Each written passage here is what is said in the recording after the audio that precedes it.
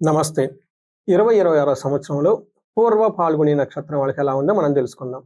ఈ నక్షత్రం వాళ్ళు గనక చూసుకుంటే ముఖ్యంగా ఈ నక్షత్రం వాళ్ళు ఇప్పటిదాకా మీకు ఏదైతే సౌఖ్యము, సుఖము, కంఫర్టబుల్, లగ్జరీ ఇలాంటివి ఏవైతే ఉన్నాయో ఆ విషయంలో మీకు ఒక్కసారి పునరాలోచన చేయాల్సిన టైం.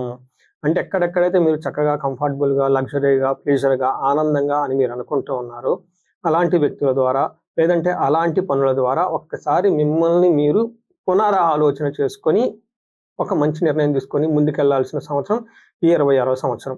డీటెయిల్స్ చూసుకున్నా దానికంటే ముందు ఈ నక్షత్రంలో ఉన్న దేవత, ఈ నక్షత్రానికి దేవుడు ఎవరంటేనండి దేవత భగుడు అంటారు. ఈ భగుడు అంటే ఎవరంటే వీళ్ళకి ఆదిత్యుల్లో ఒక ఆదిత్యుడు భగుడు. ఈయన ఏం చేస్తారంటే లవ్, రొమాన్స్, ప్లేజర్స్, ఆధ్యాత్మికత, అందం, బ్యూటీ, మనీ, సంపద ఇలాంటి వాటన్నిటి విషయాలకు సంబంధించిన దేవుడు ఈ భగుడు అంటారనమాట. అయితే వీళ్ళకి అధిపతి, ఈ నక్షత్రానికి అధిపతి ఎవరు అంటే శుక్రుడు అని చెప్తారు. అయితే ఇది పురుషార్థం, కామ అంటే డిజైర్స్. మనకి ఏదైనా గనక సాధించుకోవాలంటే ఈ భగుడి యొక్క కృప ద్వారా సంపదలు అన్నిటిని సాధించుకునే శక్తి వీళ్ళకి ఎక్కువగా ఉంటుంది పూర్వ పాల్గొనే నక్షత్రం వాళ్ళకి. అయితే ఇందులో మనం చూసుకుంటే ఈ 2026 సంవత్సరంలో వీళ్ళకి ఎలా ఉండబోతుంది. శని వల్ల ఏమవుతుందంటేనండి మీకు ప్రపంచానికి సంబంధించిన వ్యవహారాలు మన ఇంటరాక్షన్ అవుతూ ఉంటే అలాంటి వాటిల్లో ఒక ప్రాపర్‌గా డెసిషన్ తీసుకోవాల్సిన అవసరం ఎక్కువైతే ఉంది. రెస్ట్రిక్షన్స్ అంటే మన ఎక్కువగా ఉంటాయి మీకు ప్లెజర్స్ మీద వాటి మీద గమనించుకోవాలి. రెండోది ఆకర్షణ, విముక్తి ఇలాంటి వాటికి సంబంధించిన వ్యవహారాలు చాలా జాగ్రత్తగా ఉండాలి. కేతు వల్ల అంతర్ముఖం, మిమ్మల్ని మీరు ఇంటర్నల్‌గా ఇంట్రోస్పెక్షన్ చేసుకునే ఒక టైం అని మీరు అనుకోవాలి. ఓవరాల్‌గా గనక చూసుకుంటే లగ్జరీ, కంఫర్ట్ కంటే కూడా అన్నిటిలో కలుపుకొని ముందుకు పోయే ఒక బ్యాలెన్స్డ్ మైండ్ సెట్ మీకు చాలా ఎక్కువగా ఉండాలి. సో ఆనందం కంటే ఆత్మశాంతి చాలా ఎక్కువగా ఉండాలి. బయట ఉన్న ప్రపంచం కంటే కూడా ఇంటర్నల్‌గా మీరు చాలా రెస్ట్, పీస్‌ఫుల్‌గా ఉండటం ఎంతైనా అవసరం. ఇది ఈ 2026 సంవత్సరం మీరు ఎక్కువగా ఫోకస్ చేసుకోవాల్సిన టైం. ఈ టైంలో మీకు ప్రొఫెషన్ ఎలా ఉంటుందంటే క్రియేటివిటీగా, డిసిప్లిన్డ్‌గా ఎక్కువగా ఉండాల్సిన అవసరం ఉంది. అంటే ఒక పక్కన క్రియేటివ్‌గా ఉండాలి, ఒక పక్కన డిసిప్లిన్‌గా గనక ఎక్కువగా ఉంటే మీరు వృత్తిలో చాలా బాగా రాణిస్తారని చెప్పుకోవాలి. మనకి ఫైనాన్స్ మ్యాటర్ గనక చూసుకుంటే మీకు ఎక్స్‌పెండిచర్స్ చాలా ఎక్కువయ్యే అవకాశం ఎక్కువగా ఉంటుంది. ఆదాయం కంటే విపరీతమైన ఖర్చులయ్యే అవకాశం ఎక్కువగా ఉంటుంది. కొంచెం జాగ్రత్తగా మెయింటైన్ చేసుకోవాలి. నెక్స్ట్ వివాహానికి సంబంధించి గనక చూసుకుంటే ప్రతి విషయాన్ని భార్యాభర్తలు చక్కగా అర్థం చేసుకొని బాగా డెప్త్‌గా ఆలోచించి నిర్ణయాలు తీసుకుంటే చాలా చక్కగా కలిసొస్తుంది.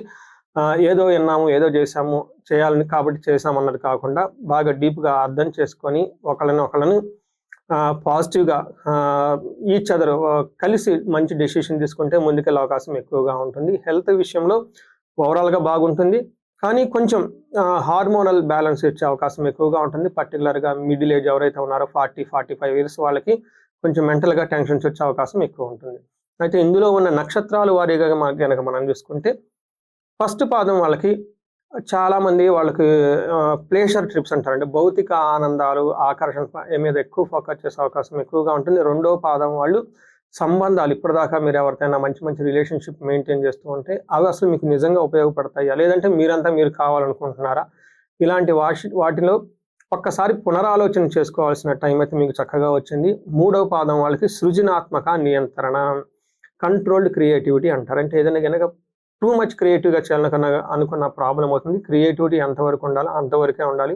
క్రియేటివ్ ఫీల్డ్ ఎవరైనా ఉంటే వాళ్ళు కొంచెం ఆలోచించుకొని చక్కగా డెసిషన్ తీసుకోవటం ఎంతైనా అవసరం. నెక్స్ట్ నాలుగో పాదం వాళ్ళు స్పిరిచువల్ జాయ్‌మెంట్‌గా ఎక్కువగా ఉంటారు. ఈ నక్షత్రంలో పుట్టిన వాళ్ళు. మనం వీళ్ళకి శాస్త్రీయ పద్ధతిగా మనకు చూసుకుంటే వీళ్ళకి రెమెడీస్ ఏమేమి ఫాలో అయితే బాగుంటుందంటే భగదేవుడిని ఉపాసన చేయటం చాలా ఇంపార్టెంట్. ఈ నక్షత్రం వాళ్ళు కొంచెం గూగుల్ గాని, చాట్‌జీపీటీ లాంటివి చేసుకొని ఈ నక్షత్ర దేవత ఎవరు, ఎలాంటివి చేస్తే వాళ్ళు మనకు ప్రసన్నం అవుతారని తెలుసుకొని వాటిని పూజించడం చాలా ఇంపార్టెంట్.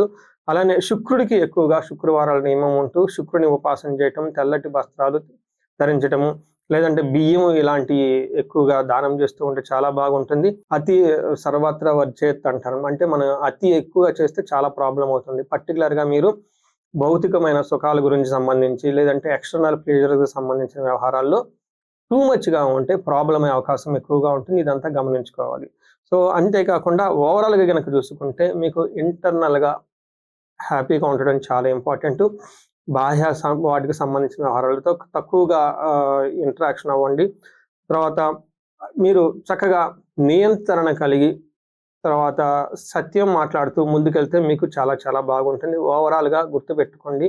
బయట వాళ్ళతోటి, ఇంట్లో వాళ్ళతోటి ఇంటర్నల్‌గా, ఎక్స్‌టర్నల్‌గా ఒక బ్యాలెన్స్‌డ్‌గా ఎళ్తే ఈ సంవత్సరం మీకు చాలా చాలా చక్కగా ఉంటుంది. వన్ సైడెడ్‌లో ఎప్పుడు ఎళ్ళొద్దు. సో, ఇది ఇంతే గాకుండా ఈ నక్షత్రం వాళ్ళకి ఎవరైనా ఆర్థికంగా బాగా ఇబ్బందులు పడుతూ ఉన్నా ఖచ్చితంగా ఒకసారి స్వర్ణలక్ష్మి విశేష హోమం చేపించుకోండి. ఈ నక్షత్రం వాళ్ళు ఎలాంటి ప్రాబ్లమ్స్ గనక ఫేస్ చేస్తూ ఉంటే ఒక్కసారి కన్సల్ట్ అయ్యి కన్సల్టేషన్ చేసుకోండి. తగు పరిహారాలు చేసుకుంటే ఎలాంటి ప్రాబ్లమ్స్ ఉన్నా బయటపడి ముందుకొచ్చే అవకాశం చాలా ఎక్కువగా ఉంటుంది. ఈ నక్షత్రం వాళ్ళు అష్టైశ్వర్యాలు కలగాలి, భోగభాగ్యాలు కలగాలని చెప్పేసి కోరుకుంటున్నాను. నమస్తే.